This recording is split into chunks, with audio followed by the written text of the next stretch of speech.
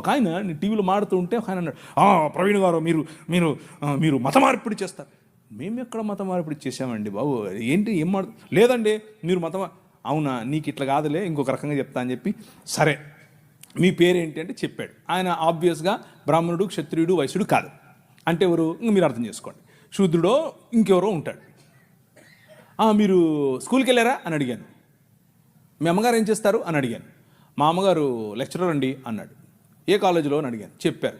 అయితే మీరు సగం క్రైస్తవులే అన్నాను. అదేంటి అంటే మీ సనాతనంలో మీరు చదువుకోకూడదండి, మీరు కాలేజీకి పోకూడదు, మీ స్త్రీలు అస్సలు చదువుకోకూడదు, వాళ్ళు చదువు చెప్పడం ఏంటి, చూసారా మా భావజాలంలోకి వచ్చేసారు అన్నాను. అయ్యో నవ్వుతున్నాడు. అయ్యో మీరు ఏంటి ఏది చెప్పినా నన్ను నువ్వు సగం క్రైస్తవుడు అన్నాను. ఆయనకు మైండ్ బ్లాక్ ఏంటంటే